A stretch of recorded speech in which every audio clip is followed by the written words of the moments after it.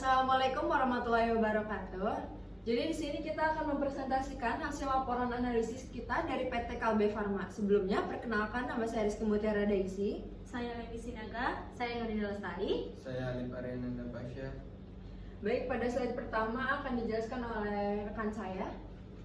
Oke, di saat ini kita merekomendasikan utama pada PT Kalbe Farma Tbk, yaitu dengan rekomendasi buy atau beli dengan target pasar ada di 1.484.000. Karena harga sekarang masih ada di level Rp850.000, artinya ada potensi kenaikan sampai dengan di 75%. Alasan utama kami ada 3, yaitu dari sisi valuasi, yaitu saham ini lagi murah banget, yaitu ada di rasio PE, yaitu cuma ada di 10,84x. Ini paling terendah dalam 1 tahun terakhir. Yang kedua yaitu ada kinerja yang kuat. Bisnisnya justru lagi untung besar. Laba bersih tahun 2025 kemarin mencetak rekor tertinggi, yaitu ada di 3,77 triliun. Ada di posisi pasar, yaitu produk mereka seperti Proma, Hydrokoko, dia itu sudah banyak dikenal oleh masyarakat sampai mempunyai outlet, yaitu sampai dengan di 1 juta outlet di Nusantara. Next. Yang slide kedua di sini ada masuk ke bagian laporan keuangan. Kalau dilihat dari grafik, pendapatan Kalbe ini cukup konsisten naik tiap tahun sampai dengan di awal 2021 sampai dengan 2025, yaitu 26 triliun sampai dengan di 35 triliun. Tren laba bersih juga sangat sejalan dan mencapai puncak di tahun kemarin. Untuk rasio keuangan, yaitu pertama ada profitabilitas, yaitu margin bisnisnya sehat, gross margin di angka 3,8 sampai dengan 30%, dan kemampuan menghasilkan untung dari modal atau ROE-nya juga bagus, ada di 14,89%. Yang kedua ada kesehatan neraca. Ini keunggulan utama Kalbe, yaitu rasio DER-nya itu sangat kecil, yaitu sampai dengan di 0,01x, artinya mereka hampir nggak punya utang. Jadi sangat aman dari resiko keuangan. Dan likuiditas juga longgar dengan current ratio ada di 3,56x. Dividen juga dibagikan secara rutin, yaitu sampai dengan di 4,29 ya. Itu artinya intinya dari segi keuangan Kalbe ini sangat sehat dan efisien dan bebas resiko keuangan. Selanjutnya dijelaskan oleh rekan saya. Baik, di sini saya akan menganalisis valuasi sahamnya. Kalau kita lihat dari pergerakan harganya, saham ini sangat murah. Kenapa bisa dibilang murah? Karena ada di angka 10,87x. Padahal secara garis besar biasanya dihargai di angka 15 sampai 20x. Jadi penurunan harga sekitar 44% dalam setahun terakhir ini bukan karena perusahaannya rusak ataupun lagi jelek, melainkan karena pasar lagi ngasih momen buat kita untuk beli saham Kalbe ini. Di sini ada bear case-nya, yaitu kondisinya harga saham masih bisa naik, yaitu sekitar 26,5%. Dan di sini ada base case-nya, kondisinya normal bisa naik plus ke 74 ke 6%. Yaitu ada di sini ada bull case, kondisi yang sangat baik, yaitu sebesar 132,9%. Faktor pendukungnya yaitu laba bersih Kalbe di tahun 2025 itu tembus 3,77 triliun, tertinggi dalam 5 tahun terakhir. Jadi kinerjanya sedang bagus-bagusnya.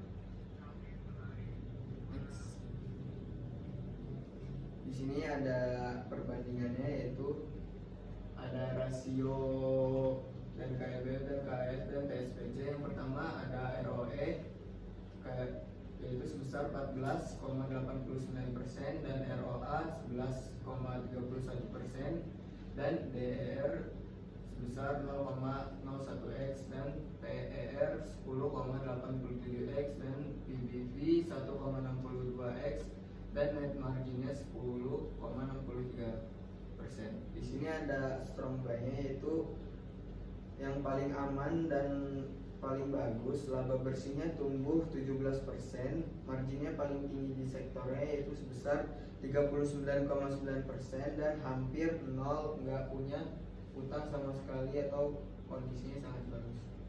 Dan di sini ada KAF-nya, yaitu perusahaan masih merugi sebesar 842 miliar, kemampuan bayar utang jangka pendeknya current ratio 0,59x, juga sangat buruk ya, lebih baik tunggu sampai labanya naik lagi. Dan di sini ada SPT-nya, yaitu bisa dibilang valuasinya sangat murah dan marginnya sangat tinggi, yaitu sebesar 10,2%, bahkan sedikit lebih tinggi dari perusahaan lainnya. Kelemahannya cuma satu, yaitu sahamnya kurang likuiditas. Baik, di sini ada di analisis SWOT-nya. Pada saat ini kami menganalisis posisi PT Kalbe Farma menggunakan metode SWOT, yaitu Strength, Weakness, Opportunities, dan Threats. Dari sisi strength atau kekuatan, Kalbe memiliki brand yang sangat kuat, yaitu ada di produk Promah, Extra Juice, Prainagen, dan Hydro Coco. Selain itu, pertumbuhan pendapatan dan laba bersih juga relatif konsisten dalam beberapa tahun terakhir. Struktur keuangan perusahaan juga sangat sehat karena rasio utangnya rendah, serta didukung jaringan distribusi yang luas di seluruh Indonesia. Dari sisi Dari sisi profitabilitas, ROE dan ROA Kalbe juga cukup unggul dibandingkan kompetitor. Lalu pada weakness atau kelemahannya, salah satunya adalah harga saham yang mengalami penurunan sehingga mempengaruhi sentimen investor. Kemudian, Kalbe masih bergantung pada bahan baku impor sehingga masih rentan terhadap nilai rupiah. Jadi, pertumbuhan laba juga cenderung tidak seagresif sektor lain, ditambah persaingan industri farmasi yang cukup ketat. Lalu ada the opportunities atau peluang. Sektor kesehatan Indonesia masih memiliki potensi besar karena tingkat penetrasi layanan kesehatan masih berkembang. Program BPJS juga dapat meningkatkan volume penjualan. Selain itu, tren hidup sehat pasca pandemi mendorong permintaan vitamin dan produk kesehatan. Ditambah peluang ekspansi pasar ke ASEAN dan Afrika.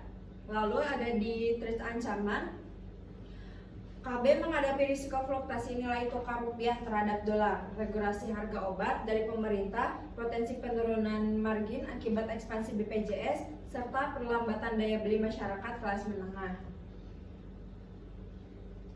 Lalu ada di risiko investasi Kalbe, yang pertama itu ada di yang paling tinggi ada di ketergantungan terhadap bahan baku impor. Karena sebagian besar bahan baku masih menggunakan USD, pelemahan rupiah dapat meningkatkan biaya produksi dan menekan margin keuntungan perusahaan. Lalu ada di risiko yang kedua, ada di tekanan margin dan ekspansi BPJS. Walaupun program BPJS meningkat, volume penjualan produk genetik memiliki margin keuntungan yang lebih rendah sehingga profitabilitas bisa tertekan. Lalu ada di risiko yang ketiga, yaitu regulasi harga obat. Regulasi harga obat dari pemerintah karena beberapa harga kebijakan dapat berdampak langsung terhadap pendapatan perusahaan. Yang keempat, yang paling rendah itu ada di perlambatan segmen premium, terutama akibat daya beli masyarakat yang melemah. Hal ini bisa mempengaruhi penjualan produk consumer health dan nutrisi premium Kalbe. Namun secara keseluruhan nilai-nilai resiko ini tuh masih tergolong rendah dikelola karena fundamental perusahaannya itu tetap kuat dan kondisi keuangan Kalbe ini tuh masih stabil. Nah, sekarang analisis lingkungan, sosial, dan tata kelola. Dari sisi lingkungan, KLBF udah mulai serius soal keberlanjutan. Mereka juga udah pasang panel surya 2,8 MW di Cikampek, dan mereka juga sudah berhasil mengurangi emisi sebesar 5.800 ton dalam setahun. Dan mereka juga sekarang lagi mengejar net zero emission. Jadi mereka itu punya action nyatanya. Dari sisi sosial, mereka juga sudah mempunyai 1 juta outlet di Indonesia.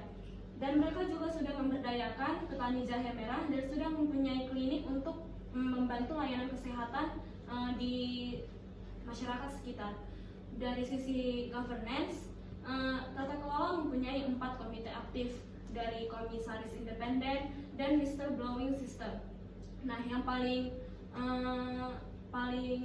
penting itu mereka mempunyai rekam jejak yang bersih dan nggak ada pelanggaran hukum pemasaran.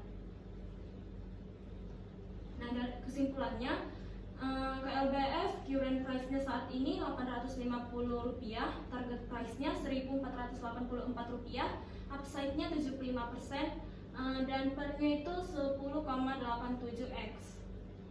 Nah, kami merekomendasikan membeli saham KLBF itu karena valuasi terendah 5 tahun. Jadi kesempatan masuk itu murah. Dan fundamental mereka juga kuat. Revenue tumbuh 34% dalam 5 tahun dan utang mereka juga hampir nol. Dan keunggulan kompetitif mereka dari brand Roma, Extragels, dan Prenagen, bahkan Pionir, obat biologis nasional. Dan industri farmasi Indonesia juga kan semakin tumbuh dari JKN, tren hidup sehat, dan kelas menengah naik. Jadi kalau kita simpulkan, KLBF ini perusahaan yang fundamentalnya kuat, utangnya juga hampir nol, dan bisnisnya juga semakin tumbuh. Tapi harga mereka juga lagi murah banget karena sentimen pasar juga lagi melemah. Ditambah juga keunggulan kompetitif mereka yang susah ditiru, dan prospek industri farmasi juga masih cerah, dan tata kelola mereka yang bersih. Nah, jadi KLBF dengan valuasi yang menarik dan prospek bisnis yang positif, saham KLBF layak untuk diinvestasikan untuk jangka panjang. Jadi sekian dari presentasi kami. Bila ada salah kata mohon maaf. Wassalamualaikum warahmatullahi wabarakatuh.